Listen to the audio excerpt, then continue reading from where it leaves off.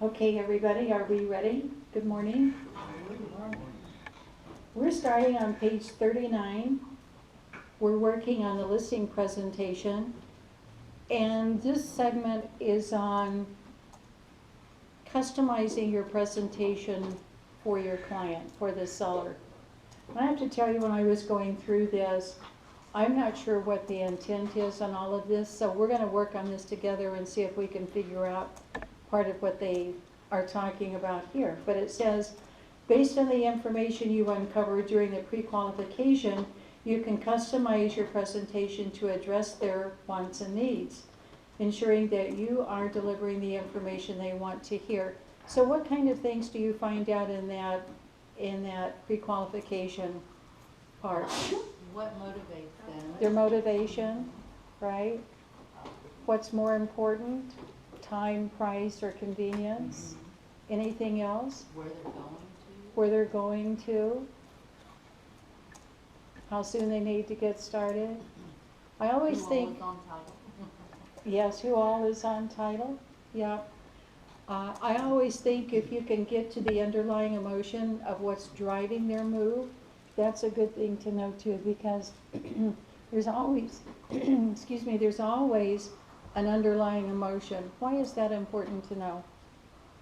Remember your Buffini That's their days? motivation, really. Well, it is, but that underlying emotion drives their motivation. Maybe they don't want to move, but they have to, and they're feeling sad about it. And maybe they want to really make sure the person that purchases their home is someone that they're going to really. That could be one side of that coin. The other side is, I always use the example of Jeff that used to be here a few years ago. Born and raised in Fresno, moved to Texas. He was a gymnastics coach, moved to Texas during some Olympic times to work with the teams down in Texas, and he and his wife were down there for about 7 years or so, and they decided to come back to Fresno because they were beginning to have grandchildren. That's a motivation for a lot of people, those grandchildren. So Jeff said they knew the builder, the neighborhood, the style of house that they were going to buy, and that's what they were looking for. They had it all planned before they came back. When they came back here, they bought in a neighborhood that they hadn't planned on, didn't necessarily want, in a two-story rather than a single story, and another builder that they weren't fond of. But what was their motivation in buying that house? The motivation was right around the corner was their daughter with the grandchildren. And his wife said, if we're moving back to Fresno to be close to those kids, we're going to be close to those kids. So, you know, behind everything, there's some emotion that's driving it. The way you use that is to remind them that their goal isn't to get to the new location for the new job. It's to get there so they can be with their daughter, or it's to get into that new school district, to get their kids there in time, or whatever that underlying emotion is. I remember David Knox was talking one time in a class and talking about, have you ever bought something that wasn't your dream home, and why did you buy it? And this lady said yes. And what didn't you like about it? Well, it was out in the country, it had a gravel driveway, and she was a bit isolated. She had this long laundry list of reasons that she didn't like this house. Well, then why did you buy this house? Because we wanted to be out in the country. We have dogs, and we wanted them to be able to have a big yard to play in. So that was their underlying emotion. And you buy something sometimes that may not be your dream, or maybe it is your dream, but there's that underlying emotion. Okay, so the motivation matrix. If you know the seller's motivation, what you learned, and then how can you customize it? So let's just think up some examples here so we can fill in our spaces and have a little guide page. If the seller's motivation is, who wants to just name a motivation? Who's your latest client, Kathy, that has some motivation? Oh, they want to be close to their family. They're getting ready to start a family themselves, and they're a very tight-knit family with her sisters that are married and her parents, and they all live in a certain area, and they want to be in that area. Okay. Are they sellers? They are sellers and they're buyers. Okay, so from the selling standpoint, the seller's standpoint, you've learned that about them. How can you use that information to customize what you're going to do for them? Looking at here, no,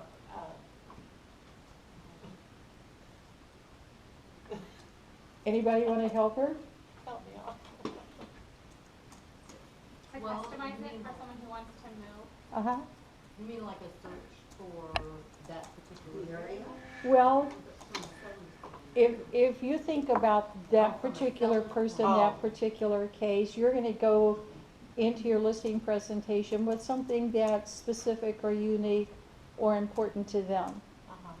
So that's what we're looking for. I would ask a lot of questions about their family, just to make them feel comfortable with me, and because I wanna know so that, you know, I can Mhm. learn about them. And, as far as wanting to move closer to the family, I would ask, you know, if they have a specific timeline, like say their daughter is having a baby, so they wanna move by November.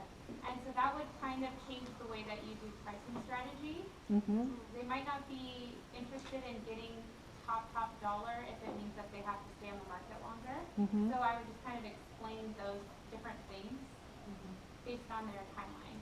Okay, all right. Anybody else want to add anything to that? Okay. Under motivation is ability. And this has me puzzled a bit. I'm not really sure what they want here by ability. And the one below that, experience. Maybe what your ability is to bring to the picture. I would guess for that because motivation, ability, and experience are all under the sellers. So I know sometimes people sell their house and they don't have either the physical ability to show the house as much as possible, or maybe the financial ability to pay for repairs. So Mm-hmm. things like that is something to be really aware of. Okay, And I try to find vendors who can work out of escrow for people who have those challenges with finances, mm-hmm. and, you know, just be accommodating for showings on different, other type of abilities or challenges that they have with abilities. Okay, What also can fit with that is mental.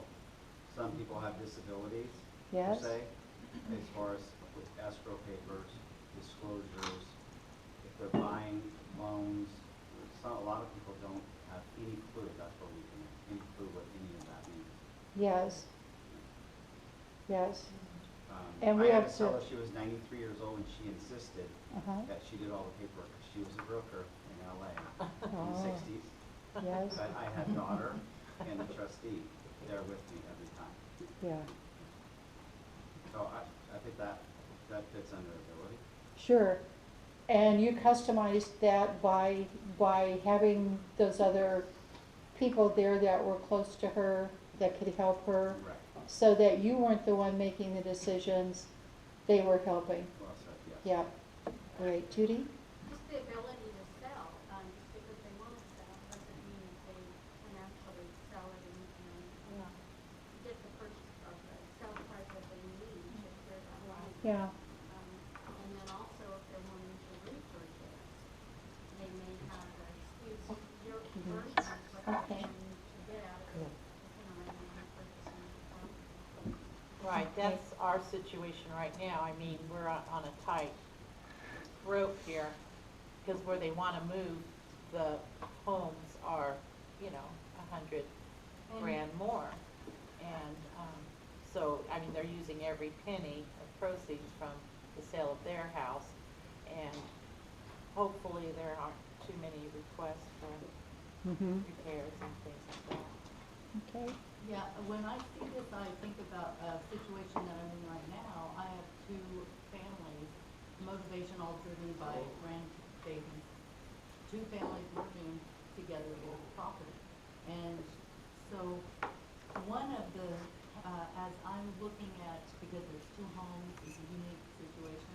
So I'm questioning lenders and, you know, what do they have to offer for my clients in this situation. Some are saying, well, they're gonna have to, you know, one couple's gonna have to sell their house. That's a contingency. And another says, no, they don't have to sell the house. So what I can customize is, you know, who can give them, you know, the things that they need and send them to them, you know.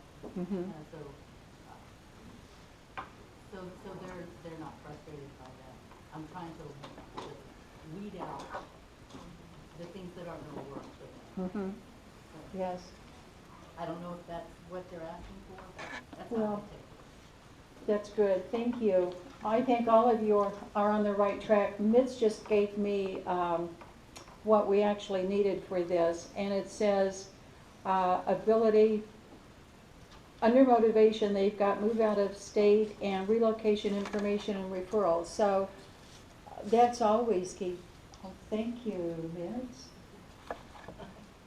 If you know that they're going to be moving out of the area into an area that you can't service, you can always get them set up with that referral. That not only benefits you ultimately, but it really benefits them. Gives them that feeling of security, so on and so forth. And under ability, if their mortgage isn't paid off, then provide a seller net sheet. Does everybody provide a seller net sheet with every listing that you get? You should, yes, At least have it with you if they ask. yes. And do Because there's always different, a right time to present that. yeah, and do different price scenarios. Right. You can do it Not on your just- phone now. Huh? You can do it on your phone now. Yeah. Right on the spot. I do it on my iPad all the time. I know Yeah. Brad did it on his phone, but I. Yeah. You know, when I was a new agent about 100 years ago, I always thought it was a law because it was drilled into us as a law, but I've never been able to find the law. Maybe John can help me, and I think we've talked about this. But we could not have a listing agreement or a purchase agreement signed until we had provided the net sheet to the seller or the proceed sheet and the cost to the buyer, the cost sheet. Now the buyers get a good faith estimate. That's going to help. It may not have everything on there, but we couldn't do anything. It was just like now we have to have the agency agreement signed before we do a listing agreement or a purchase agreement. Did I say agency disclosure? That's what I meant to say. Can't remember what I said. We got the gist. Okay, all right. Okay, so that seller net sheet is an important thing, and that certainly is customized to their unique situation, isn't it? Okay. And experience, if they're first-time home sellers, provide checklists and FAQs. In our marketing book, we've got that sequence of events. I think that that would be very helpful for a seller to know who does what when, and to know the sequence of how things are going to work and operate. It must be very confusing for, even if they're not first-time sellers, it's a seldom enough experience that they need a little help with every sale that they do to know what comes next and what your duty is, what their duty is, and how it all lines up, shuffles together to make a good closing. Okay. And under property, the basics, you're going to know the basics about the house. What are those? The size, neighborhood, square footage, number of bedrooms, bathrooms, that kind of thing. And what can you do that would be unique for that property then? A CMA? Yeah, okay. value adds, upgraded kitchen, a new HVAC. How does that come into play with the value on their property? That should show up on the comps too. And the price, is it unrealistic expectations that they have? Or maybe their expectations, this doesn't happen very often, I don't think, but maybe their property is worth a lot more than they think.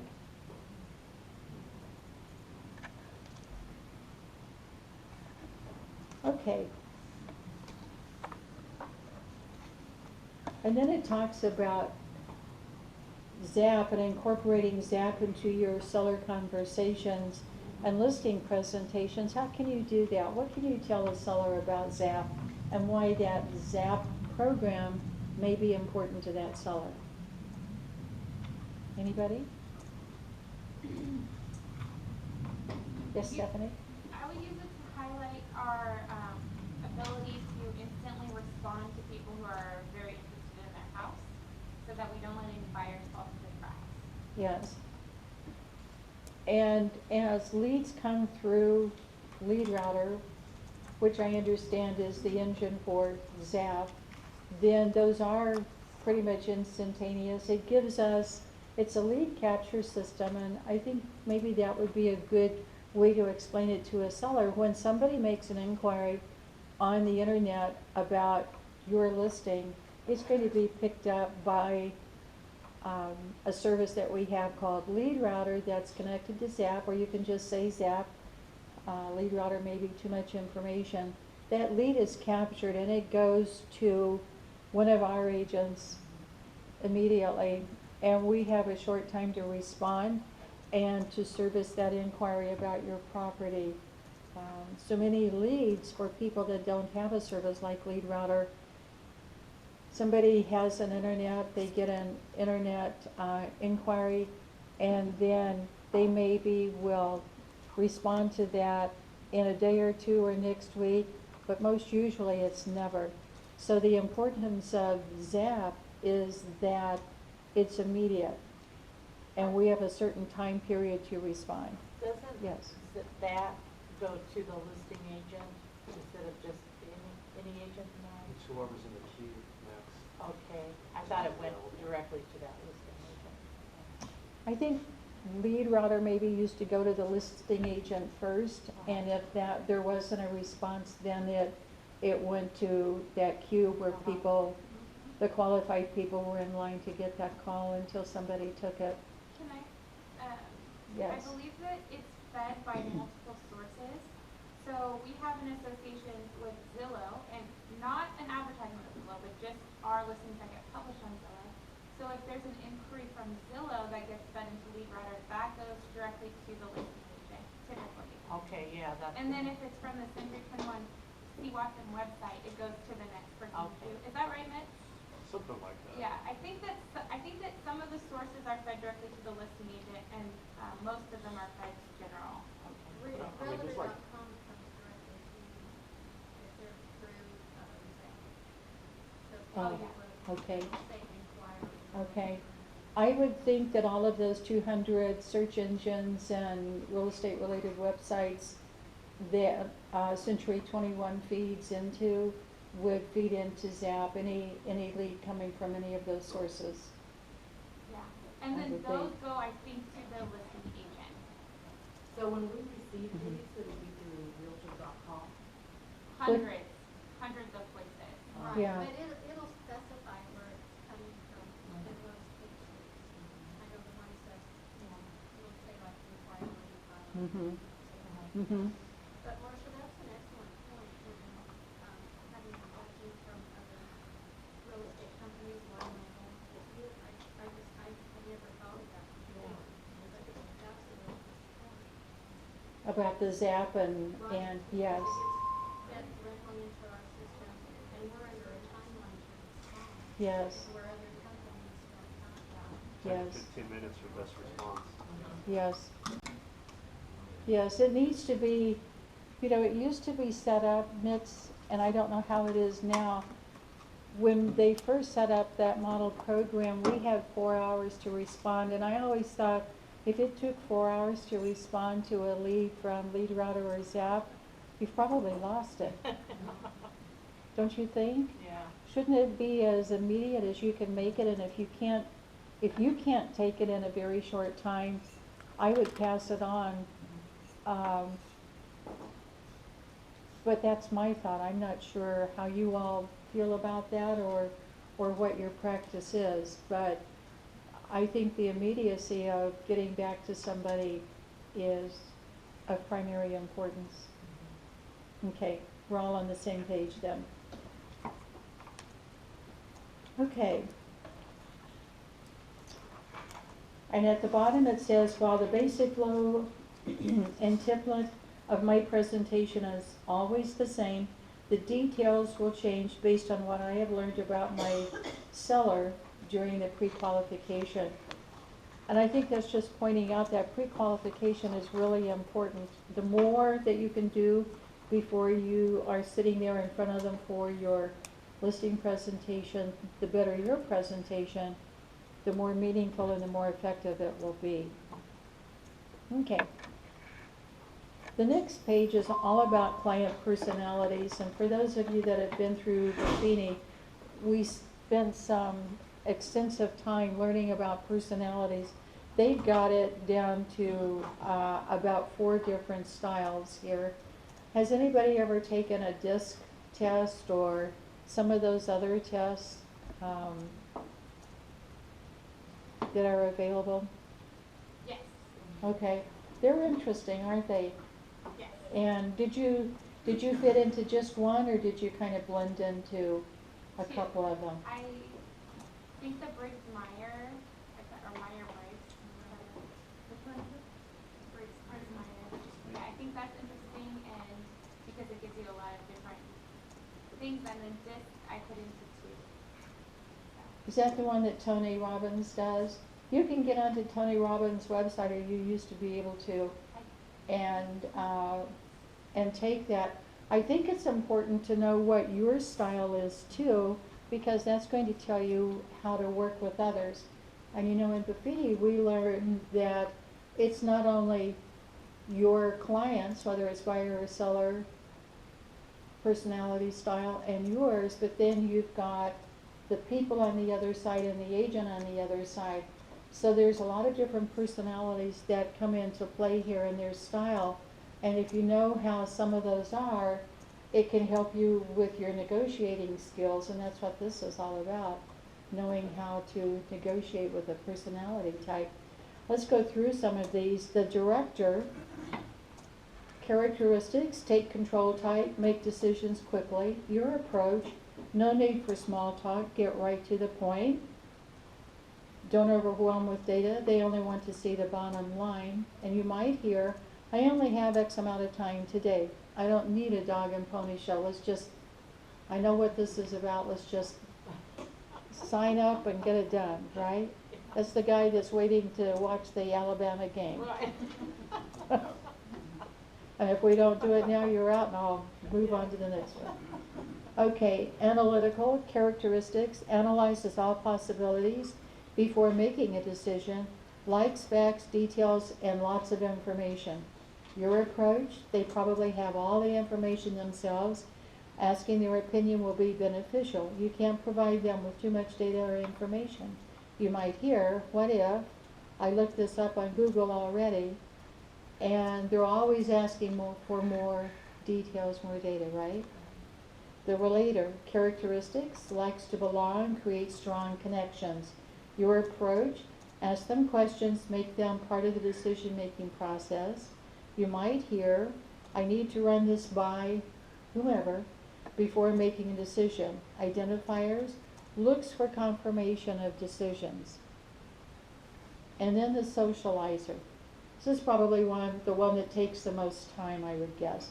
Characteristics, relationships, and making new friends is the most important, not analytical data.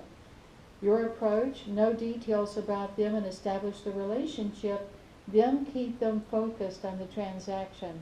How hard can that be? You might hear, this is going to be so much fun. I want to work with somebody I know. Identifiers, enthusiastic and positive. They speak loud and fast. So, is there any right or wrong type of personality? Or good or bad? It's just what it is. We all have something. And we can all identify with ourselves on one of these. And we can all think about other personality types. Okay? The one that wants a lot more information, very analytical, can't have too many details. What kind of a job is that person probably going to have? Where are they working? What are they doing? Attorney. The analytical attorneys, engineers, teachers, yes. They're probably the ones that are going to want to read more of that information that you give them too. Teachers don't.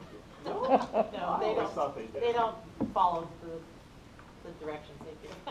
They don't do as I say, not as I do. Yeah, I like that one too. Okay. The person that takes control and makes decisions quickly, what might they do in life? Could that be a teacher? Yeah, Because you got to, right? You got to assess the situation and be ready and make an instant decision on something. And in the Buffini thing, that probably is the king of the hill in a lot of cases. Remember King of the Hill? Okay. Managers. Managers, Yeah. yeah. I live with Okay, and the relator, somebody that likes to make strong connections, likes to be a part of the decision-making process. Who might that be? Just about anybody, really, huh? Okay, and the socializer. The socializer, if you don't spend time letting those people chit-chat and have some social time, you're never going to get to the other part. It's going to take longer, but that's the only way they operate. Have you met people like that? You've got to spend that time, but you have to know when to bring it in and get down to business. all right. Okay. And delivery style. How you choose to deliver your presentation should reflect your personality and the communication preferences of the client, whether it's going to be a hard copy or a soft copy, so on and so forth. Before we get into copies, let's talk a little bit, and we have, about where you sit and so on and so forth. I've heard conversations in the past about reflecting the style of that person that you're with. And I think sometimes that's good, and maybe sometimes it isn't so good. What do you think? Well, I think sometimes, you have to be in that role of you're the expert and almost in a more in charge type of role, and not succumb to because they, sometimes if you've got that personality as an agent and you succumb to that, they're gonna be it's like the tail wagging the dog type of thing. You know, you have to, as far as our profession goes, there's a standard that, we need to, demonstrate our expertise and Yes, have that yes. come across. Mm-hmm. When you're talking about mirroring body language? Yes. No, not just body language, but also personality. So if Right, someone has so- to win.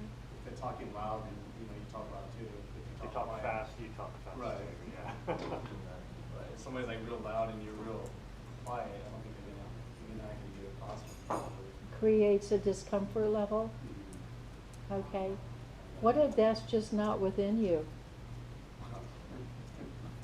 Or what if you're that kind and you meet up with somebody that's very quiet and reserved, and all of that loud noise just makes them Right, curl so up into a ball? That's what they say. Yeah, it's like, That's when you listen.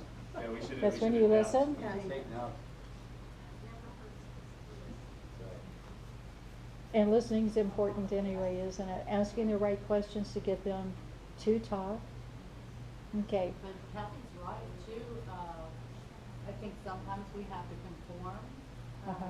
You know, if they talk softly, we have to talk softly, so we Mhm. process it. And, but other times you're gonna have to be the agent take charge. Mm-hmm. You know, It's a fine analytical line ones, to They know. can just keep analyzing things, you know, and at some point you gotta. You gotta direct them You have into, to direct them. yes. This is the next. Yeah, yeah. I think we develop those skills in time. We all have to develop some kind of a skill that's outside our own personality type to deal with these others. But Russ mentioned body language. How do you read people? Does everybody spend time? We all do, whether we know it or not. We read body language, we read what people are doing. But I think when we're dealing across the table with people, we really need to pay attention to their body language. I had a client one time, she was just not the warm and fuzzy type at all. And you could tell she would get agitated because I tend to be more the warm and fuzzy type, and I had to back off. It was my tendency to be warm and fuzzy, but I could Yeah. tell it offended her. And Probably made up. yeah, and she didn't say it in so many words, but, Mhm. and then I realized I had to back off. Okay. You know, hand in hand with this comes cultural differences too. And we have so many different cultures in this area. I think it's really important to know how to deal with different cultures and to be able, let's talk about that for a few moments. One of the things that I learned years ago was that when you're in somebody's home, a number of cultures will offer you food. And if you don't accept food or drink, it's a high insult. So we have to know how to respond to that. And how do you without offending somebody? Let's talk about it so we all get on the same page. Okay? Well, I had a woman that, she was from Hawaii, and I learned, at first I thought she wasn't to be trusted because she couldn't look at you in the eye. But I learned through research of their culture that that was a sign of respect. So if they respect somebody, they don't look at them. And I had completely had her wrong. We do need to maybe look, Mhm. just dig a little bit into, you know. Into the cultural internet situations. And, yeah, try to make sure you've got some knowledge. Yes. Anybody else want to talk about cultural differences and how to respond? No? I have allergies. Uh-huh. And sometimes I tell people that and sometimes I don't, but if I don't wanna have something that's offered to me, I would say I would love a glass of water. Yes. Because I know I can have water, so I ask for it instead. Yes. Water's always a safe thing. I did that a couple of weeks ago and we didn't have water. And so they gave me the coconut water that tasted pretty weird. And she filled it all the way up and I was like, thank you. Okay, just drink this. It was not that fun, but it was fun. It's one of those things we do, right? Yeah. You end up drinking it? I drink it. Oh, I love coconut water. Not I'll my try it. jam, but. Yeah. And there are some cultures, you know, like we had a meeting a few years back where we introduced a lot of different cultures. And that was really interesting. And, you know, there are some cultures that they want to know that they're getting a big deal. So, you know, they keep pushing for that validation, that they're Mhm. getting a good deal. Mhm. You really have to be aware of these kind of things, so, you know, you know how to handle that Mhm. situation. And how to make them feel like they're getting a good deal. Yeah. Yes. Um, remember in one of Brian's classes, he said the hardest thing he ever had to do in his entire life was meet with some Asian investors. And he had been told that the first person that speaks is the loser. And he sat there for 40 minutes in complete silence. And it was the hardest thing he ever did, because can you imagine Brian being quite quiet for any amount of time, let alone 40 minutes? But it was a successful negotiation, and he won in that situation because he did wait. And you know, different things in the way that you present your card, different things in the way you knock on the door and then stand back so you're not in somebody's space, and especially in today's society. Have your card ready, stand back from the door, wait to be invited in, so on and so forth. Okay. What about shoes? Because that's not only a cultural thing, but regional in our country too. Mhm. I lived in South Dakota, and it was very, very common, especially in the wintertime. You always took your shoes off because you didn't want to track snow and mud through a house and so on and so forth. So I think you have to pay attention to those kinds of things and go accordingly. Okay, so hard copy versus soft copy. Are you just going to have one style? Are you going to have both styles ready when you go in? And is that a lot of extra work? Should you just do it your way and they'll conform? What are your feelings here? Be prepared for anything. Be prepared for anything. It may take a little extra work, but be prepared, because if you can meet their style, it's probably going to go a long ways toward making them happy, huh? Okay. Any other thoughts? Brian, you always have good thoughts. Well, I was thinking, like I brought up Tuesday, you can't know every situation unless you've been in it. Yeah. So that comes with experience. Yes. And if you, like I said Tuesday, if you can get every bit of information you can regarding the seller, if you've never met them, before you go, it helps tremendously. Examples, what they do for a living, they have children where they go to school, or their kids involved in sports. That's a huge one for me, especially in Northeast, Mm-hmm. Clovis Unified, because a lot of people sell their houses for their kids that are in sports. My son is not starting at Clovis East, but he can start at Clovis North, if you know the coach, right? Mm-hmm. Been in several situations like that, and with girls also, one with the golf team. Hmm. Clovis West was the best there up in Canada, and they couldn't get an inter-district transfer. But I knew that going in. Religion is a very big one.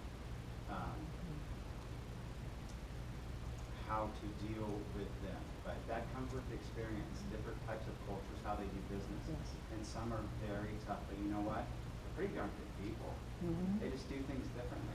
Yeah. And if you listen to them, and even though it might not be your way, they could cuss, yell, and scream. That's just what some people do. You know, it could be $1 million home and they're paying cash for it, but they'll complain about the notary. And if I know that's coming, I'll call the title company, call one of my rep buddies over there and say, hey, can they go in and sign this? Can you talk to them and maybe they that. It'll make them feel really good. You would be surprised how that would just make a deal go so easy. Hmm. But I knew that going in, and you don't always know that. And how you learn that, in my case, was from experience. Mhm. And you have to remember too, in this business, not everyone wants to be your friend. They're hiring you to find them a house or sell their house. They could care less about your dog, your wife, your children. Some people don't care. They just want you to do your job and be done. They don't want to go have coffee with you after, or, you know, go to the movies. Mhm. Some do, and, you know, I in my case, I do keep in touch with them, but 80% of the time, they're not gonna invite you over for their son's fifth birthday party. Some do. But in And the just- beginning of my career, that was very hard for me to accept, that not everyone liked me and wanted to be my friend after that. And then the opposite too, doing business with friends. Yeah, it's the worst. They, That's true. it might just be business only and friendship aside. Yeah, You know, I've experienced that too, where, and family as well. uh-huh. Like I shared Tuesday, my mother interviewed 2 other agents to list her rental house. And I'm not kidding. It's Yeah. very messed up, and it caused a huge uproar. Because my mom was a school teacher, professor. One of her retired friends got her real estate license and was working very hard on her house. It's a 3-bedroom, 2-bath, 1,300 square foot home, Mom. It's not like you need to write a book on it. She was sending her comps, and we've had it for 30 years. You don't think I've lived in it?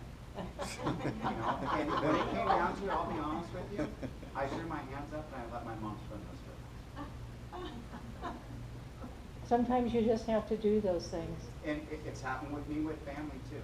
So family, and sometimes when you know what you're up against, like I said Tuesday, we haven't closed one in maybe a month or 6 weeks, and obviously in our business you can make a lot of money 1 month and not so much the next month or 2 months. And you get desperate. Like you have to prepare yourself for those times when, let's say you have 7 or 8 leads you're working on and all your attention's on one up here. Is it worth it? It's a very hard question, and Marcia, I don't know what your advice is on that, but sometimes you gotta let them go. Yeah, know when to fire. And Robin has a Yeah. really good point. One of my very first clients, I picked them up at an open house. Mhm. We just kind of had an instant rapport, but I never met them for coffee, never went to a family thing, and they referred me since my career to, I've had 9 other transactions. Yeah. Through this one client, and I remain in contact, we say, how, you know, you have kids or whatever. And personally, they really don't know anything about me, Yeah. except for one time I was, it was Thanksgiving time, and they're getting ready to close, and I was going to Hawaii, so we wanted to get that done before I left. Other than that, there really wasn't anything. I don't personally have that need, I'm very private, but there are some people that, you know, they wanna tell you everything. If you wanna tell me, I'm there to listen, Right. but I'm not gonna really, Yes, reciprocate. yes. So you're handling that situation just right because you're conforming to their personality types and the way they like to do business, and it is business. It's business. Yes. Like, when you look for an attorney, you want someone that gets in and gets the job done. You don't care if they have, you know, 3 kids going to the same place where your kids Yeah, go, soccer or whatever. Yeah. You know, you just want someone that does their job. yes. That's right. Stephanie? I love hearing this because I never have thought of it that way. But I think the hardest part for me of being a realtor is when people get too close to me, and so that they're constantly Oh. talking to me about nothing to do with real estate, and I accept it, and it's a huge challenge because sometimes I'll answer the phone thinking, well, okay, it's 8 o'clock at night, there might be something, but then I'm on the phone for 30 minutes about their dog, which is Yeah. good, but not all the time because I'm taking away from my family by doing that. That's So right. I would love to have a more With called more, back, with less more, connected. yeah, right. With more experience, you'll see when a business relationship is going to a personal. You'll see it coming. Mm-hmm. And, but once you cross the line, you're kind of stuck there for that I've made it, transaction. Yes. I've made it my goal to cross the line Yeah, because Yeah. I want people to know that I'm there for them. right. So, I mean, that's really what I do purposefully. Mhm. So maybe I can. I know some top producers that make their clients their #1 priority in their life. And I usually don't say names, but she's a friend of mine, Sarah Hedrick. I have never seen her go out of the way, what she did with every client, whether it's 100,000 or 100 million. She treats them all the same. And she does the closing gifts, goes to the kids' soccer games, the girl's plays. I mean, she's in a rare case one who always makes it work. And you just have to decide, and do you want to do that? You can get a transaction done like she said, they will refer you clients if you do your job right. So you don't have to be Superman or Superwoman all the time because it will change. And we all have lives outside this office. Because if you don't, this business will chew you up and spit you out. That's true. Well, That's yeah. true. Yeah, and we all do, and we evolve as agents as that experience comes and with things that happen. Let's talk for a second about stereotyping people, because I think that's easy to do, and we do it mostly now between the young and the old. And we think all young people have attention spans that short, and everything's done electronically, and it's just all real quick. Does that about sum it up, Sal? Sort of. And anybody over 50 or so is going to be stodgy and slow, and they don't get into anything electronic. Is that true? That's not a so- stereotype. That's a stereotype, Yeah, but it's not true. I necessarily found it's not true. Not, Yeah. not necessarily Yeah. true, huh? And I would imagine for young people that there's some young people that want to do things sort of the old-fashioned way too, and take a little more time. And as those young people get older, they're going to evolve too in some ways. And we don't know what the future holds. That remains to be seen. And as quickly as things change anymore, we have to be prepared for anything and try to fit in. But stereotyping age groups, I think, is a bad thing. And I'm more guilty than anybody. Anybody want to comment on stereotyping age groups? That comes with experience also. It does, Yeah.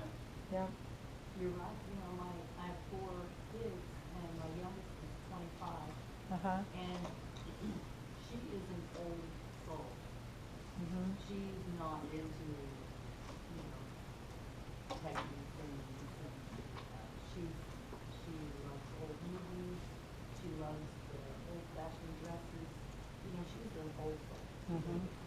And so you're right, you can't just assume. Yeah.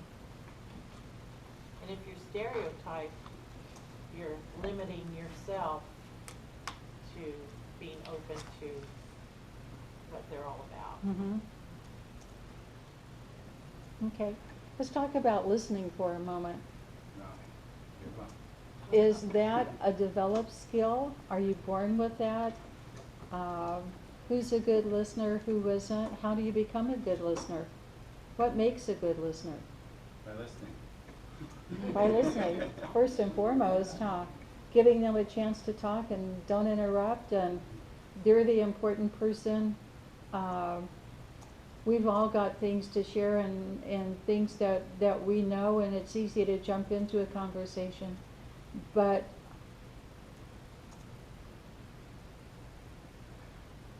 let's talk about listening. Yeah, I mean, you need to listen and hear what they're saying. In so many cases, sometimes that other person is just formulating what they're gonna say next, and they're not Yes. listening to the Right. words coming out of Yes. that person's mouth. And it's giving them the eye contact and the body posturing and Yeah. everything to show them that you are Mhm. listening and responding Mhm. to things that are pertinent to what Mhm. they said. Like asking open-ended questions where it forces them to make conversation. Yes. That way you get more data that way. Exactly. Getting them to talk beyond the yes or no. When I first got into real estate, we had a really good Century 21 instructor, and he talked about the gift of personal attention. And that gift of personal attention is making that person feel like there's nobody else in the room that you're talking to or listening to except that person. they've got your undivided attention. You're going to, give them the time and the courtesy and the respect to listen to them and make them feel like they're important to you and what they have to say is important. And I think you have to develop that. You have to practice it, Mhm. okay? And it doesn't always work. You could listen for an hour and they might go with someone else. That's true, And it's frustrating. You did Yes. everything right, yeah, price was right, everything was right, and you thought you hit it out of the park and they'll go with someone. yeah, And it's frustrating, and they might never tell you why they did. That's the fun part of this is business. true. And then sometimes you'll get one, why the heck they pick me? I talked to them for 5 minutes and I said, can you come over and bring the paperwork? They have. It's crazy. Yeah. And that may have been the clue. Can you bring the paperwork? They're ready to go. Don't, And that comes with listening yes, and experience. right. Stephanie? I wanted to tell you that when I first met you, that's the first thing I noticed about you. She Because listens. it made me feel like I belong here and that I'm, you know, like that I belong here. So thank you for that. Oh, you're welcome. I You think do that- belong here. Well, thank you. I think that a challenge that people my age have, generally, I'm generalizing, is to look. I'm always getting notifications from text messages, calls, and emails, and just checking those. I've been really trying to not do that so people know I'm really giving them my attention because I hate when people, unless we're agents, obviously agents need to keep checking, but it's kind of like if I'm talking to my mom or something now, she'll look at her phone when she gets a notification like, hey, we're talking. What are you doing? So I try not to do it myself because I feel like that really lets people know that I am paying attention to what they're saying. And then also, a lot of times what people say is not exactly what they really mean, or like you can, if you're really listening and paying attention, you can figure out what they really, where the emotion behind what they're saying is coming from. Mhm. And I think that's super important. It's important to me. And that's really important. You know, It I, is, and- on that note, real quick, I ran into a friend from years ago last week, and she said, "Oh, I heard you're a realtor," and she goes, "Are you always on the phone?" So, you know, I mean, we obviously have a stigma, right? They think we're always on our phone and not listening, so. You know, and we that's a show good, we are. a very good point. I wanted to bring it up too from something that Stephanie said. Let's talk about, telephone etiquette for a moment. What do you do? If you're on a listing presentation, what do you do with your phone? Turn it off. I put it away. Put it away, turn it off, Turn it off. mute Put it? it out of sight. Yes? Nothing's more important I than hold those a pen people. instead. I Yes. won't look at it. Yep. Okay. If you have to stop and take a call when you're on a listing presentation, I would say there's probably a good chance that you may lose that listing. Unless it's an absolute emergency. Emergency, yes.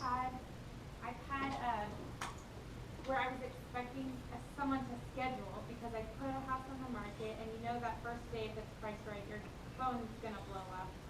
And so before that happens, I've had it before where I say, now, just like anything, if someone wants to see your house, I'm gonna make sure that they're able to. So if it's like a long appointment, I warn them ahead of time because sometimes I take so long on those Mhm. appointments accidentally. You know, you stay there for hours on accident. And so I just say that ahead of time, and I never have actually done it, but it almost shows like, hey, I'm gonna give your house the respect of answering everybody. Mhm. Or more I use it to like, okay, well, I'm gonna have to go just to wrap things up. I don't know. So I like to say it ahead of time if ever something like that were to happen. Okay. I've Judy? had it to where I'll grab my phone out and I'll naturally sit down and I'll mute it and put it back in my purse and I'll tell them, oh, before I do it, I'll say, oh, just a minute, I want to turn this off. So I don't want any distraction. Yeah. Just so that you're putting out to begin with, you're gonna give them your undivided attention. Yes. So if they know one time later on after you did the listing, and you don't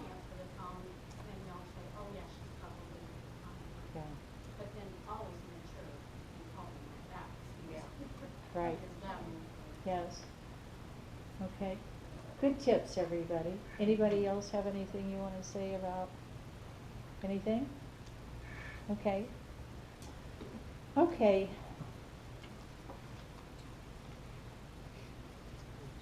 Right at 10:30? Okay, let's stop and take a short break.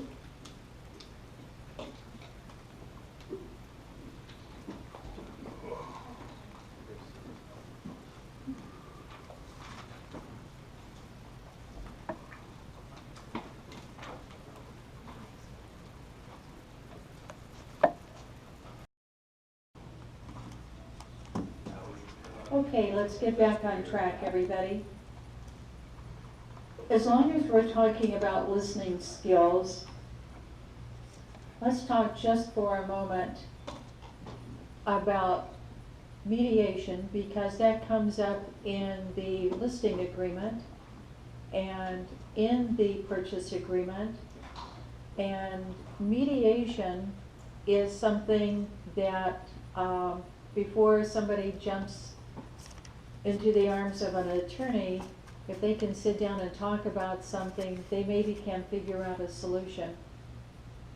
And it's a very important thing to do. And if you want to ever see mediation at its best, watch John Sr. and watch John Jr. They both have really great skills at mediating with people, because what happens in a mediation if it's effective? The problem's resolved. Yes, people have a chance to talk, and most people that have a problem just want somebody to listen to them. And if you listen to them effectively and show them courtesy and respect, it's very effective in clearing the solution, because for somebody to speak is cathartic, and they will usually get over that situation in a lot of cases.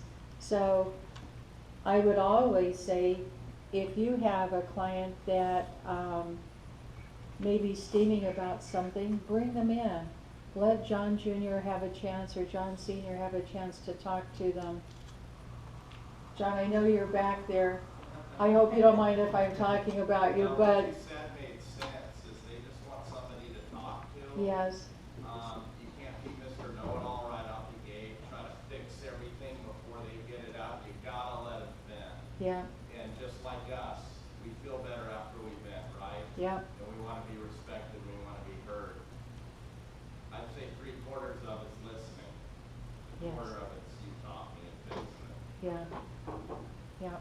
So very, This very stuff doesn't important. have to be real difficult, people. It's very, all I have is a whole bunch of common sense and integrity and a hard work ethic. You don't need to overthink this stuff. They're upset, maybe they're mad. How if they start cussing at you and, all that stuff, calling you names? I let them cuss, but if they start getting personal, the conversation's over. They mentioned an attorney, I usually tell them the internet's full of them, but I'd rather help them. It's easier to go that route than with an attorney. But, all they wanna do is be heard. When you said that, I almost wanted to jump in, but that's the main thing, let them talk. Yeah. Okay. Our next part is about differentiation. Do you think that's an important part of what your presentation is going to be? Differentiating yourself from the competition, from whatever? It actually is, and that's what we're going to talk about this morning. Here's an example. Consider the difference between the following sentences. The properties I list sell fast. The properties I list sell in an average of 12 days. The properties I list sell in an average of 12 days compared to the average of 23 days on the market. Which one is going to be more effective with the seller? The last one. Because it's not all about you, it's about what everybody else is doing compared to what you're doing, right? Okay. metrics that matter. You have to be able to tell people about you, about your company, about the business that we do. We already know that we're in the top 0.5% of all Century 21 companies for the amount of business we do. Historically, we've maintained that position, and that's good. But we have to be able to tell people too more about our business. When you do that portrait CMA that shows the active pendings and solds and expires, so on and so forth, that's a snapshot that I think says a lot. But you have to be able to go further than that and know your numbers and know your company numbers. What's our average day on the market? Mitch, does everybody have access to that trends report now? Can everybody get it, or is that Everybody a? that's new gets it put on Okay. there. It's just people that were probably realtors for a while that need to have it added on. Okay, all right. There's a very easy way to get this information, and it looks good when you print it out, and it's on trends. And it is going to show those things like days on the market, so on and so forth. If you're a listing agent and you've got a lot of listings and you can show that your days on the market is very short. Now in some markets that's easy to do because everything's going to get 6 offers on it within the first 12 hours that it's been listed or something. But in a market where things are sitting on a little bit longer, it's important to know. And what makes that difference? Why does something usually sell more speedily? Price. Price first, and what second? Location? Not market area. Demand. And condition? Somebody said condition? Yes? Okay. Okay, so do you all have a fair knowledge of what your own numbers are? Okay. If you don't, do you know how to go in and find them? So that you can say, 21 online. I'm sorry? Will we get that on 21 online? No, that's gonna come out of the MLS. For you personally. You want to go in and an easy way to do that, I would think, would be to go in and do a CMA, a portrait thing of all of your sales and listings and do yeah, and that's going to show you your average days on the market and so on and so forth. It's going to give you your percentage of selling price to listing price, how many price reductions, and if you can say, and maybe you can even show people, here's what I've done in the last year. And if you're a new agent, you aren't going to have a lot of that yet. But use what the company has and says, this is my inspiration, this is the way my company works, this is the way I'm going to be working too. But make those numbers play for you, because something that sits on the market for a long time isn't going to be impressive to a seller. But if you can show that your numbers and the company numbers are actually a lot better than what the average is for all the rest of the MLS, that's going to serve you well. Does that make sense to everybody?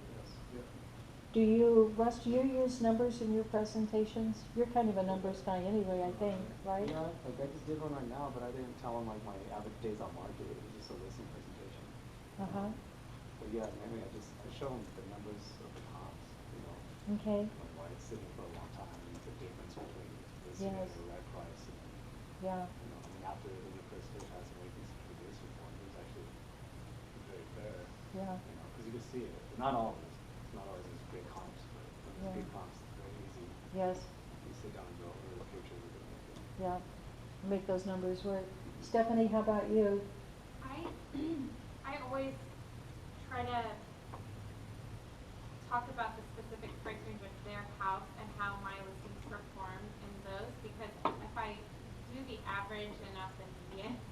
it'll be skewed because I Uh-huh. have, some of them naturally will stay on the market longer depending on the property. Yeah. But, when I know I'm in competition with someone else, I'll focus on that. And I won't be direct because I'm not promising them anything for their house, but I'll just kind of tell little anecdotes of things selling quickly, Mm-hmm. kind of like Buffini would. Okay, all right. Judy, I know that you have done the REOs for ever so long, but I know you had to jump through a lot of hoops to get that account. Did they look at your numbers from your? Absolutely, and I did a score sheet, so I Uh-huh. always include that. Oh. And show that, if you price it too low or too high, that affects your score. So I always tell them, where I'm at. Okay. And pricing is very important. Okay, Maintaining my score. okay. All right, so numbers really are important and people do pay attention.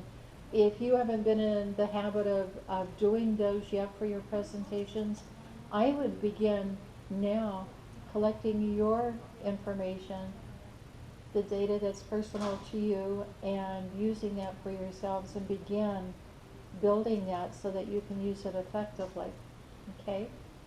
Any questions about that? Here's some metrics that matter. Average days on the market for the office, average days on the market for you, average sales price for the office, average sales price for you, closed units for the office, closed units for you, closed volume for the office, closed volume for you, contracts written for the office and contracts written for you, contracts written volume for the office and the volume for you, listings sold for the office and sold for you, listings sold volume for the office and volume for you, listings taken for the office and taken for you, volume and office and you, and then market share for the office and for you. How can you determine your market share? Anybody know? Or for the office for that matter. You can look on there and see for any given time period the number of closings that the board had, and then you take the number you had and divide that by the total number, and that's going to give you your market share. We may want to do this again next year and have better shares, right? Okay, and we will. Isn't that why we're doing this? Okay. So let's say for a moment that as an individual, you're either brand new or you don't have a lot of selling or listing history, and or maybe it's just been a slow year for you because sooner or later we all kind of get into that too. How are you going to handle this by giving information to your sellers?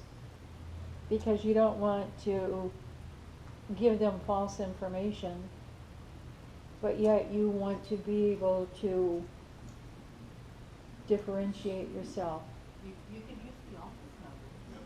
Can you use the office numbers? This is what our office does.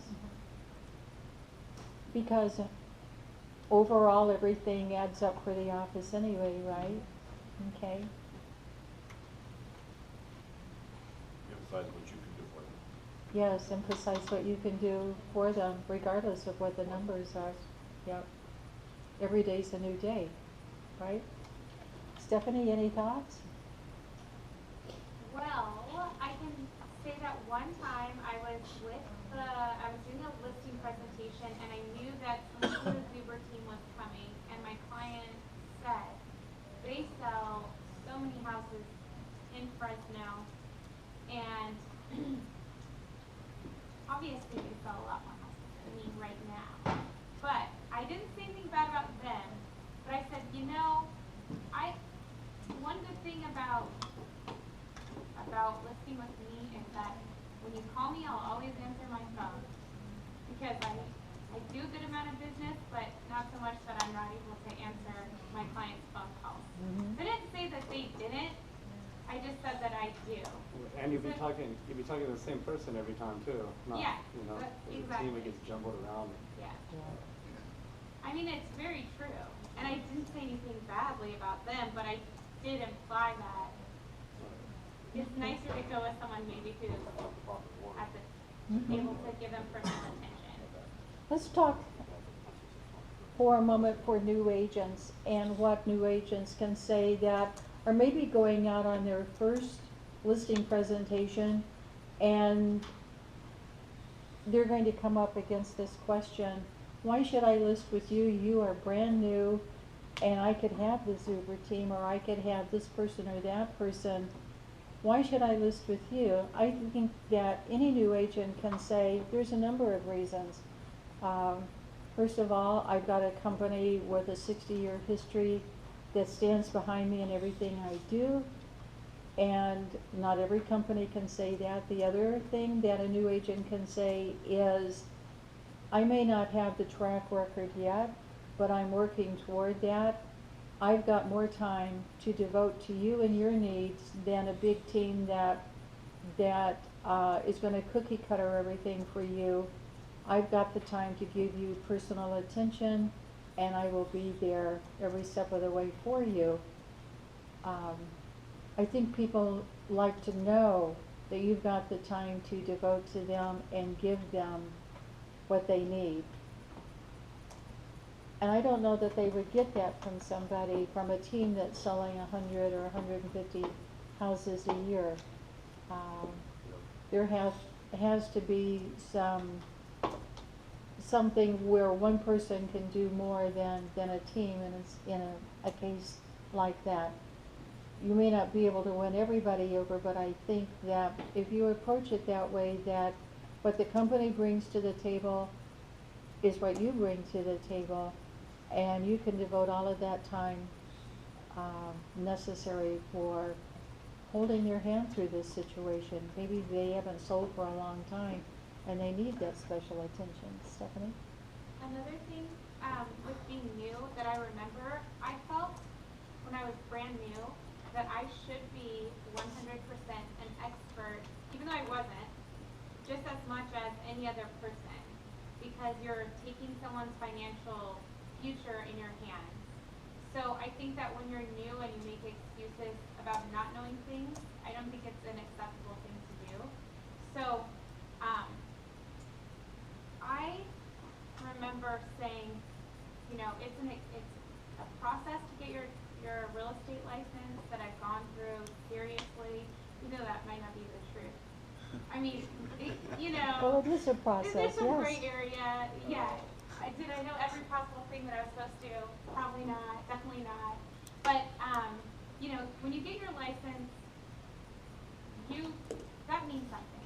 Even though plenty of people have their license now, and I think it should be a lot harder to get your license, it is still something that means that you're an expert in the profession.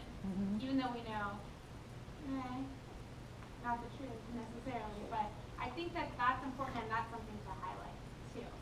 And if you don't want to highlight and say, well, yeah, I don't have any experience, say, well, I have expertise because I've taken a deep dive into what needs to happen to professionally sell your house. I think it's very true that for a new licensee, they've just gone through that process. Everything is fresh in their mind. Yeah.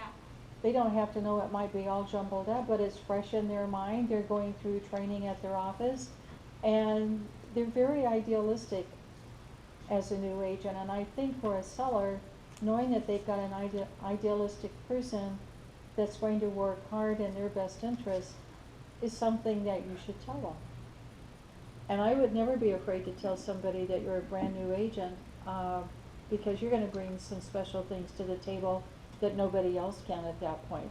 And that's time and dedication and some of those other things that as you get busy, we all become a bit jaded. We all get busy with other things, and brand new agents really are idealistic and looking for opportunity. Yeah, you could Right. probably most likely promise that you're gonna be the one close to the open house as well. You know, we can't, you got a bunch of listings, you can't do that every morning. Yeah.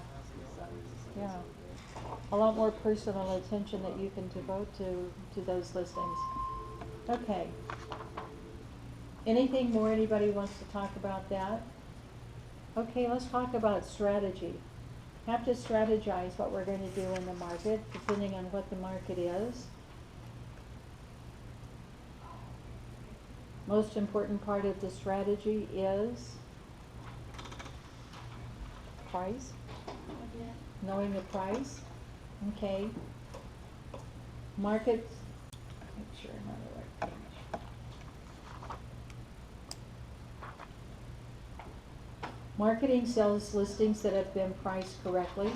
It's a 1-2 punch. Knowing how and where buyers search will help you refine your marketing tactics and tools to complement your pricing strategy.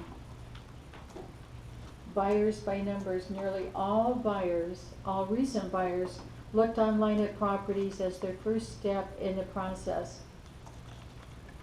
86% of buyers said online websites are the most useful when looking for a new house, and 89% of buyers found photos, and 85% found detailed information about properties very useful. 10 weeks is the amount of time buyers typically searched and looked at a median of 10 houses. You know, that number's kind of changed over the years. We used to say that people would start about 18 months before they were really ready to buy. They'd get on, the seed was planted, they'd go on and they'd look and educate themselves. 10 weeks is a much shorter time period. Okay. Position your marketing presentation to demonstrate to the sellers that you understand how buyers find houses and that you know how to drive maximum exposure. Share your track record, how many houses you and or the office sell by leveraging the Century 21 tools and resources. I think it's important to talk about those tools and resources. That's really one thing that sets us apart from almost all the rest of the companies. The other Realogy companies are going to pretty much have the same tools, and that's going to be Coldwell Banker and Better Homes and Gardens and Sotheby's. But having those tools that are available to you for your sellers, like Business Builder and Zap and Golden Rulers, so on and so forth, really will set you apart. But you have to be able to tell people about those tools and how they're going to benefit them. Remember the need, feature, benefit from Brian Buffini, or from David Knox? There's a need that a seller has. The benefit to that seller is the tool, or the feature is the tool. The benefit then comes through whatever happens because of that, getting it sold faster, finding more buyers, more competition to get a higher price, that kind of thing.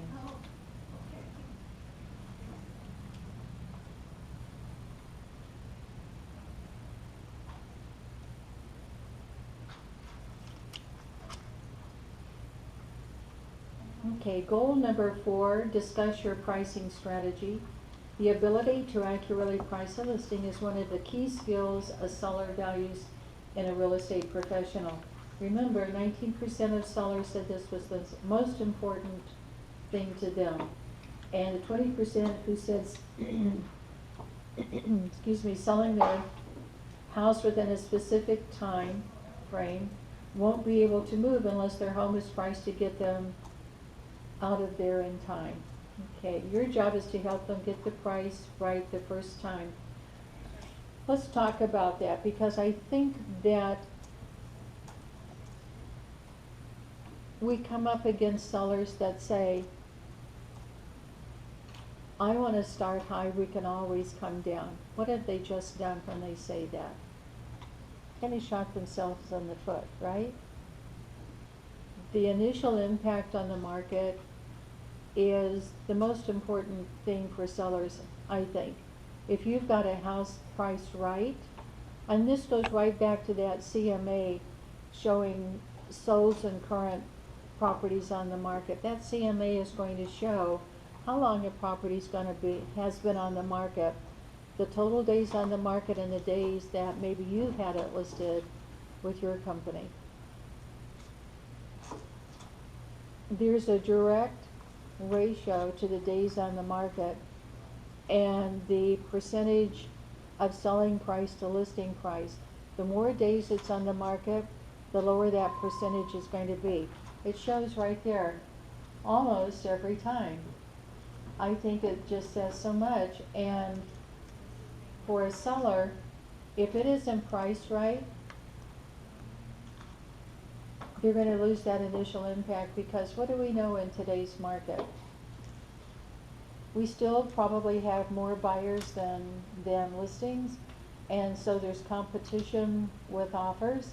Only one person can buy that property. All the other people that have been interested in it and have made offers have to wait for the next house or property to come up that meets their specifications, right?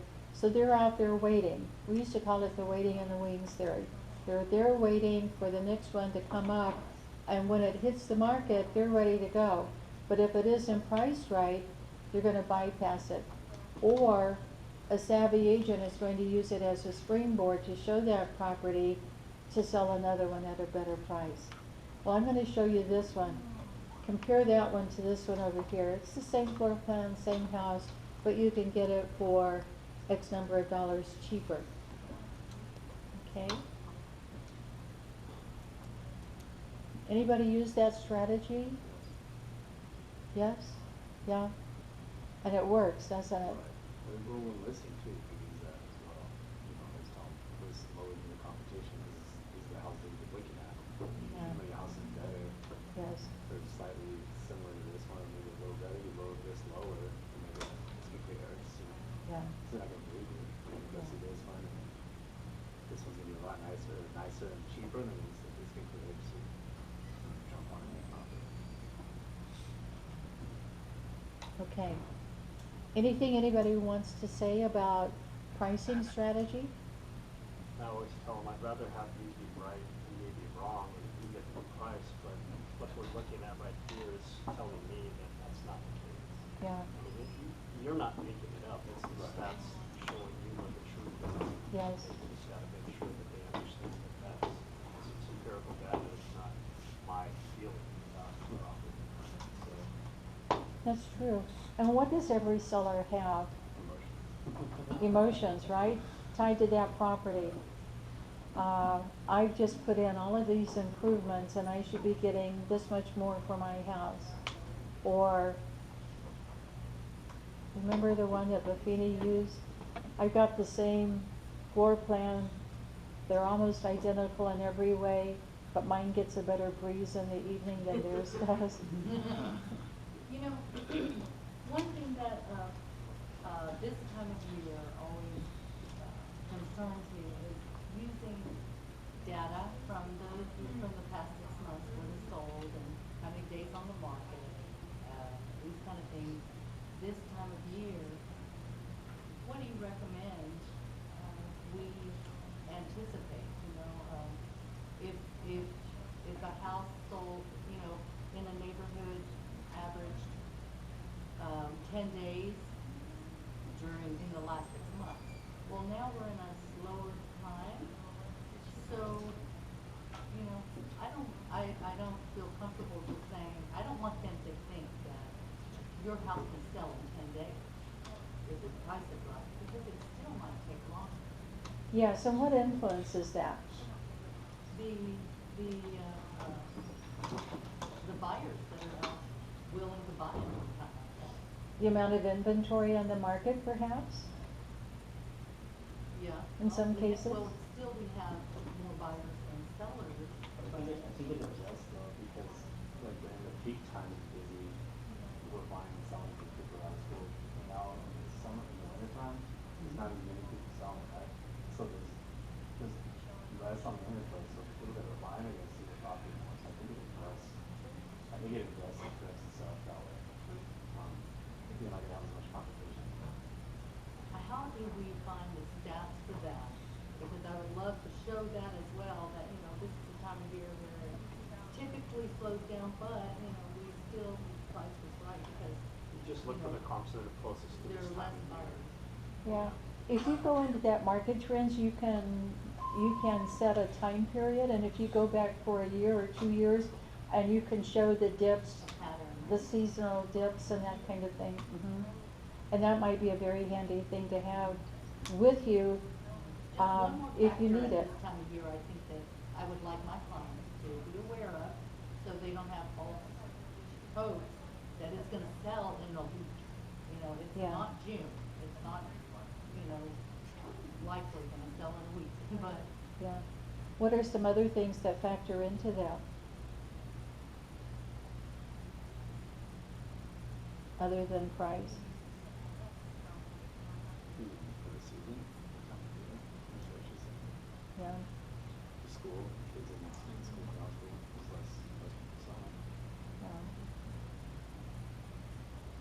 Okay. Government intervention on the economy and the markets and loans, how's that?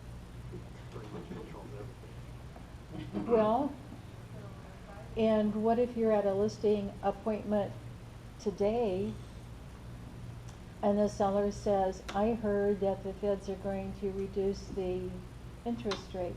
What do you think about that? Is that gonna help? Is that gonna hurt? What's that gonna do? What's that gonna do for me? There's gonna be more buyers, possibly. It'll get people a little revved up, maybe, thinking about maybe this is the right time if they're gonna reduce those rates. The But ones also- that have been on the fence. Yeah. And I think there have been people on the fence. Yeah, Mhm. I think that's what's going on. Yeah. I don't know about you guys, but I feel that there's a pull in. Mhm. The articles I've been Waiting for reading, it to change. the articles I've been reading, they're saying that they're reducing the prime rate, but it's not actually getting to the client level. It's basically for the banks to amass a little bit more money in order for them to pad what they think is gonna happen in the future. Will that trickle down? It's not, I don't know, I mean, the bank's gotta have money to lend money, so, you know. And I think they're actually trying to make up for the profitability that they lost during that time. So it's the government intervening in ways that, you know, your regular consumer doesn't understand, but I'm sure to them it's all their business. Sorry, no baseball talk, no religion, no political talk, that's the. Sorry. Okay, so if you have that seller that absolutely insists he has to start high, what are you going to do? How are you going to handle that? I Stephanie? have that. Okay, I've done a few things. I did a broker's open where everyone told them to lower the price. Thank you, everyone. But also, I have a listing. It's not horribly overpriced for the area, but it's the largest house in the area. So there aren't a ton of people who want to spend that much money in the neighborhood, which is on Herndon and Polk. So we started at 400,000. Everyone who went to my broker's open suggested around 380, and we were listed at 390 at the time. They didn't want to go down to 380, so I agreed to do 385 today, and then in 2 weeks, if they haven't sold it, we're going to go down another 5,000.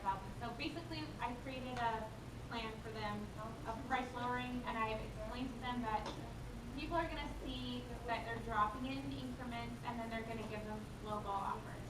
So, you know, it damages them in that way, but that's what they want to do, so I'm going to support them because ultimately, it's not my money and it's not my house. yes, and not our decision, right? What is our key job? Give information.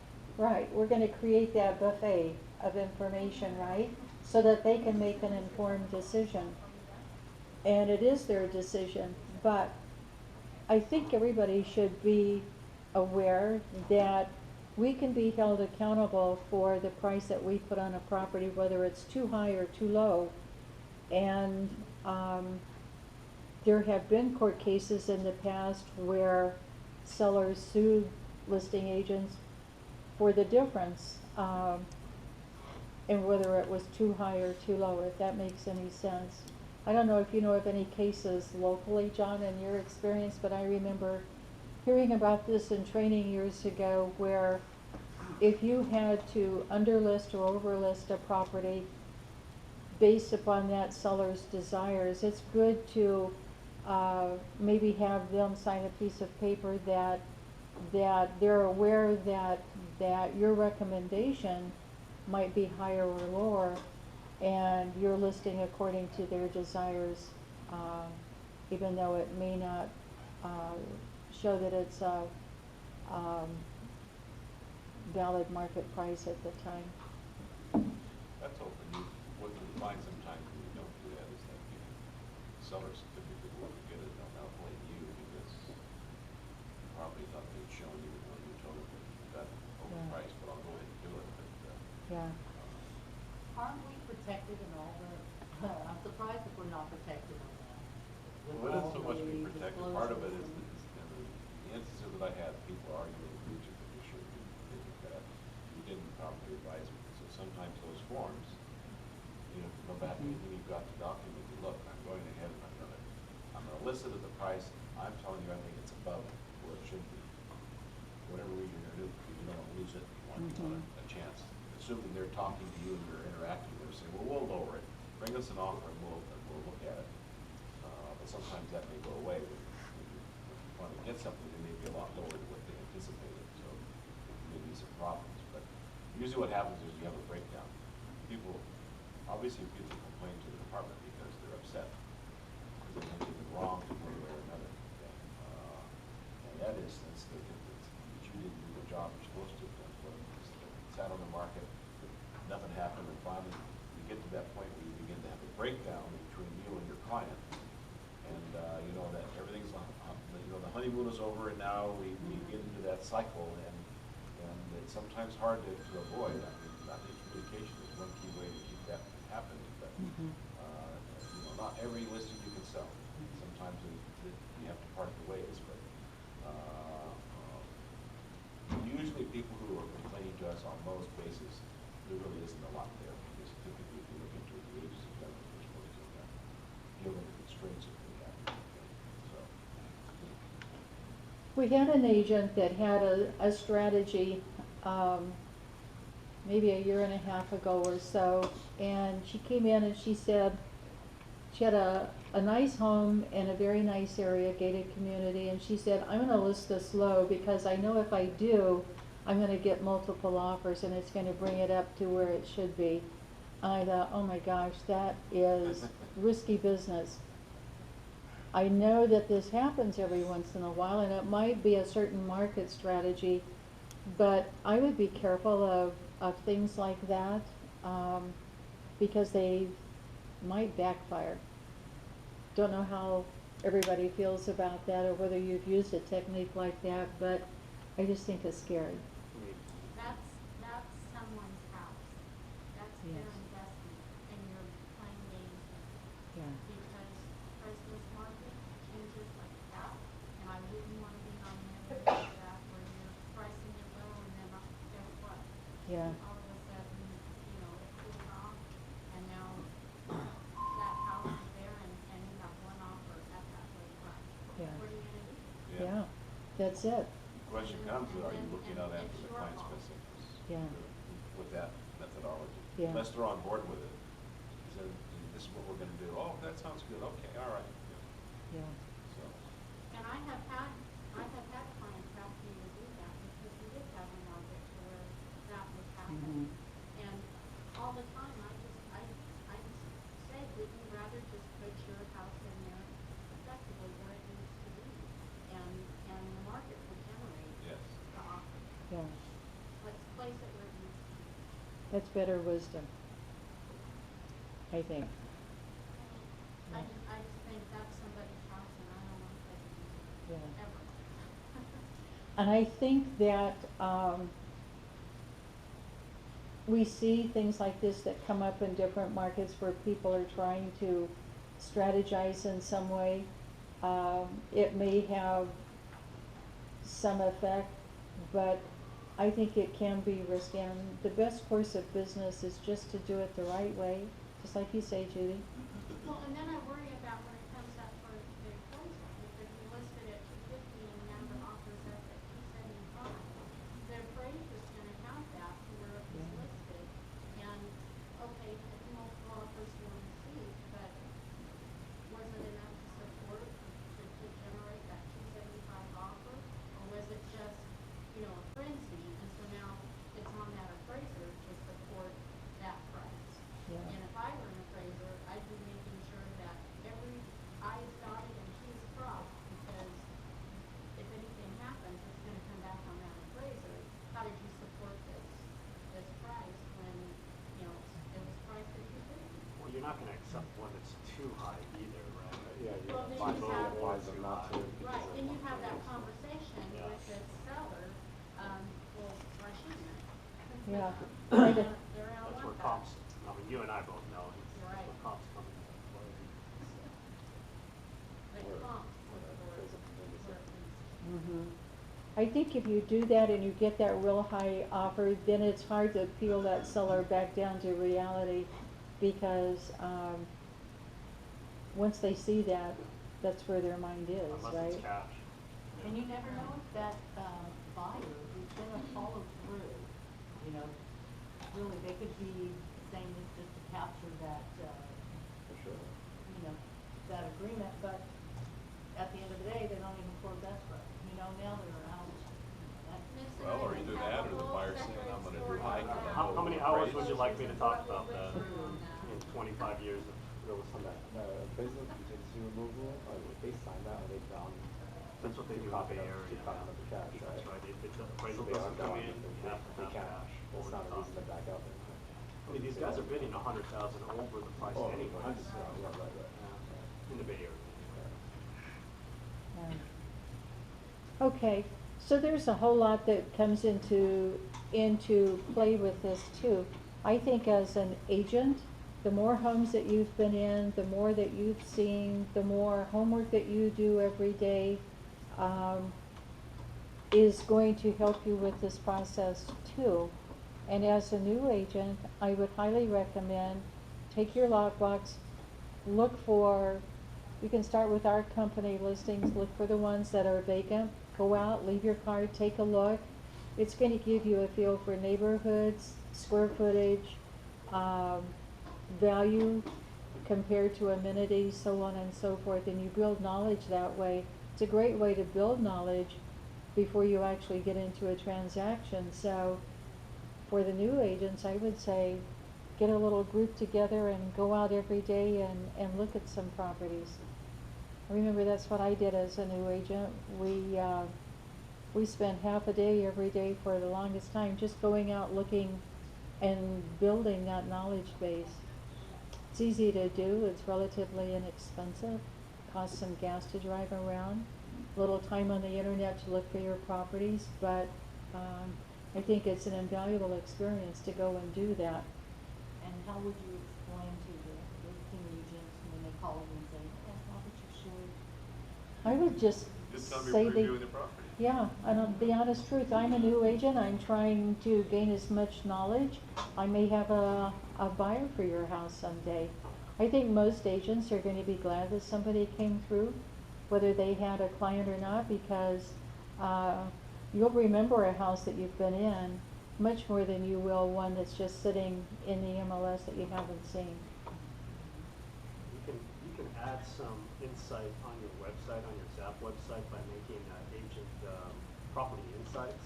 So if you haven't sold anything, like let's say if you're brand new, you can just preview maybe like 5 properties, do a little write-up of it, and then when you go to your website, it'll show that you've been through these properties. The dates will be on there so they know that you're active. You know, if you don't have anything sold, that's a really good alternative to have on there to let them know that you're actively, you know, out showing or looking, and they'll read your comments and see, oh, this guy's very discerning, or maybe, oh, I think just like this guy does. That's what I thought about that property. So building some commonality, you know, with other people.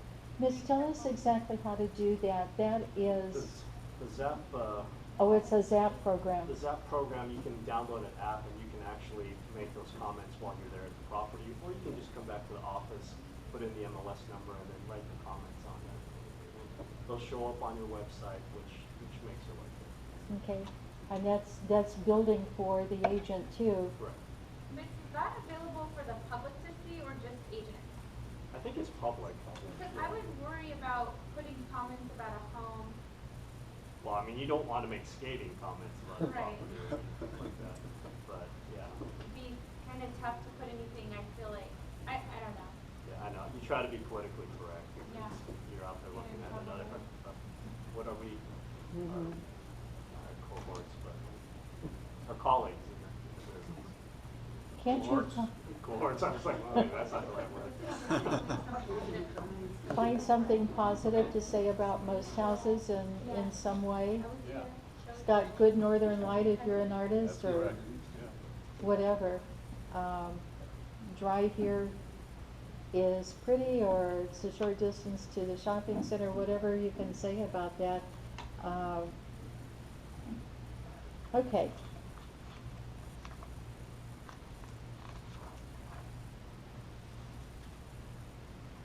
Pricing scripts. Want to do some scripting and a little role play? The pricing conversation should have a cooperative spirit. You're not there to win their listing solely based on price, but rather on the value you provide and the rapport and trust you have established. Work in concert with the seller to interpret market data, and in the end, congratulate them on a good decision based on that data. Sample script. Buyers today ultimately determine what a house will sell for by what they are willing to pay. I want to make sure that your initial market position will excite the buyer strongly enough so we can generate multiple showings and hopefully produce multiple offers. I call this an impact price. The strategy is the best way to help you net the highest possible price with the fewest days on the market.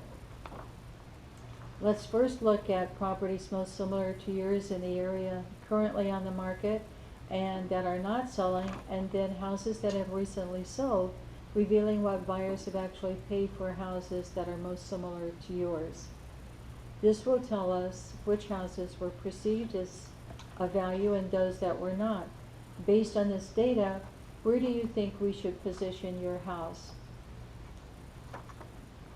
The market is suggesting a position of so many dollars.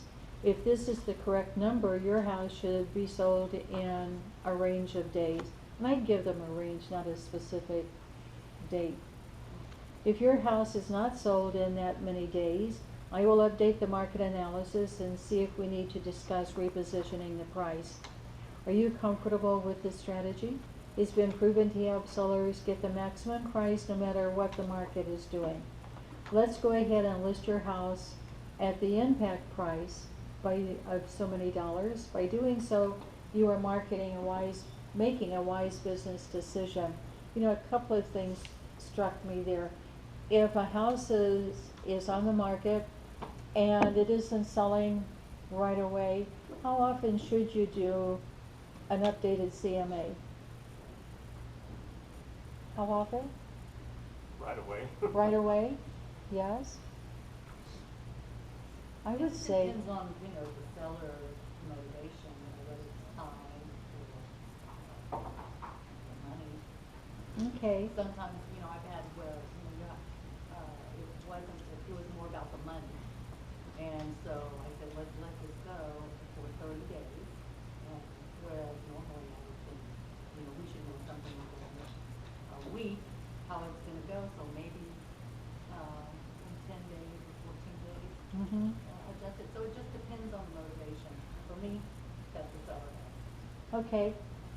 I would say that I would do a market update for a seller,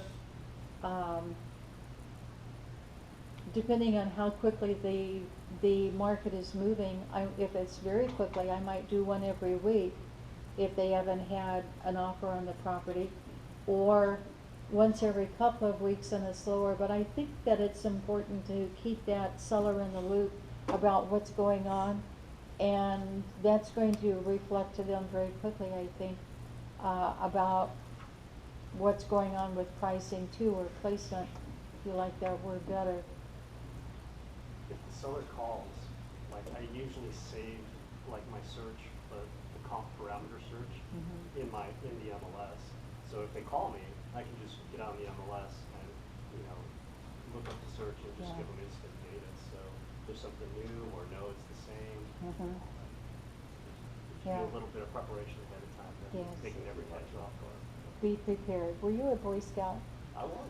And you're gonna be in touch with them several times through the week, you know, so at least once a week, probably more than that.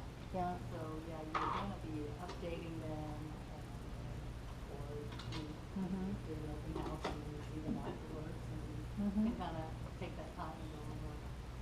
And if you Help market. do that market snapshot that's in the MLS every day, when you do have that weekly conversation, you can say, you know, I watch the market every day, what's new, what's sold, and this is what's affecting yours right now.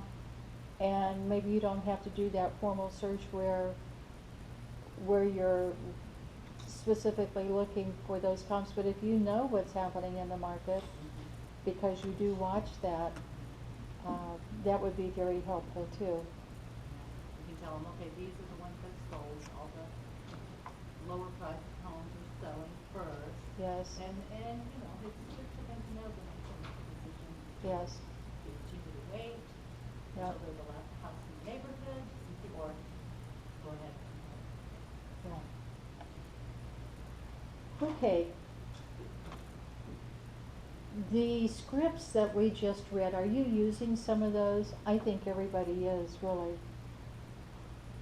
Just by the nature of the business, you're going to be seeing a lot of these things to a seller.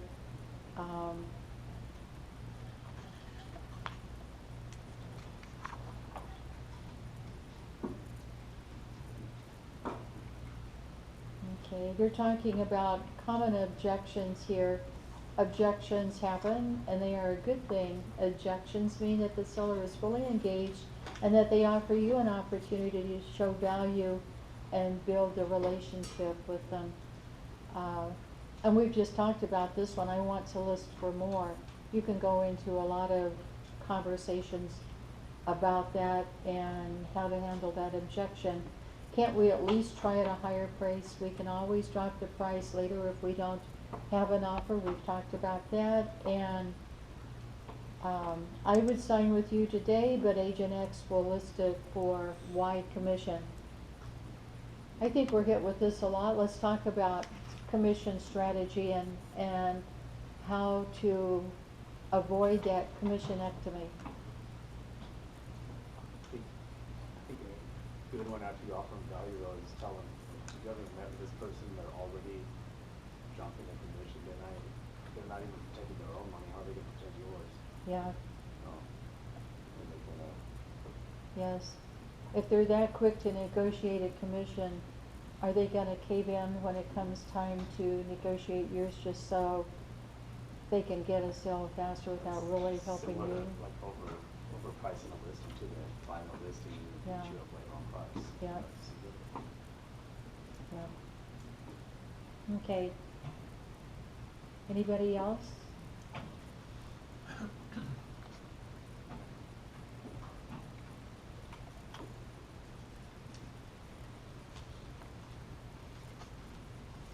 Now, I think this is the place too that you would talk about what you bring to the table from this company, because being able to effectively tell a seller everything that comes to the table. And if you go back to that marketing book that we have, we've got 2 pages there of what we bring to the table. There's so much more than a lockbox, a sign, and putting it in the MLS. Everything we do ultimately leads to marketing, whether it's having on a name tag or career apparel. We've got agents that have signs or wraps on their car. Everything that you do effectively is marketing their property.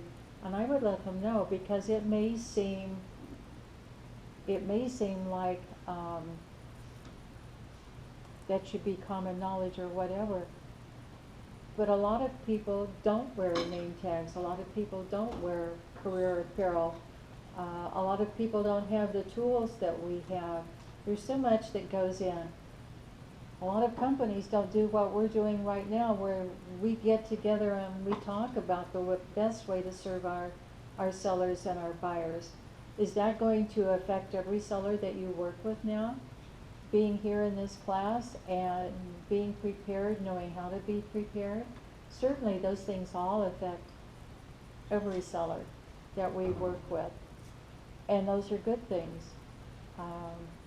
Keeping on top of the market. Everything that you do. And I was just thinking, if you go in maybe with the seller's net sheet first, and they can see a number that they probably will like, Mhm. this is how much they're gonna get.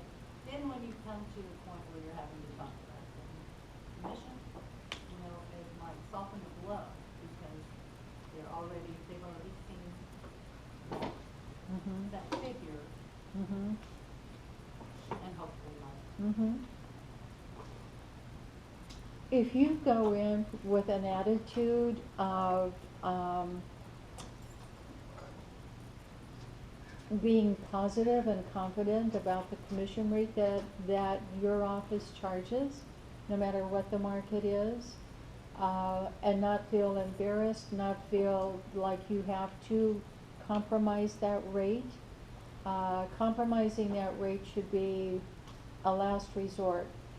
You should go in with the confidence that our company charges 6%.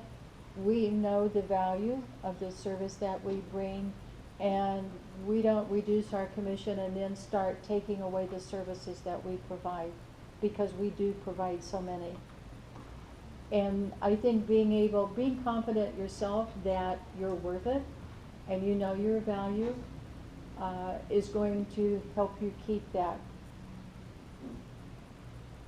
commission rate up where you want it to be and where it needs to be. Does that make sense for everybody? Okay. Is it? Okay. Sorry, everybody. This is just so much fun that it's hard to cut it off. Okay, we will start next Tuesday then. Thank you for all of your participation, both by being here and by participating in what we're talking about. Is next Tuesday listings of Titans? What? I'm sorry, is it? The stable listings of Titans? Oh, yes. Yeah, we've got this through the first week in October.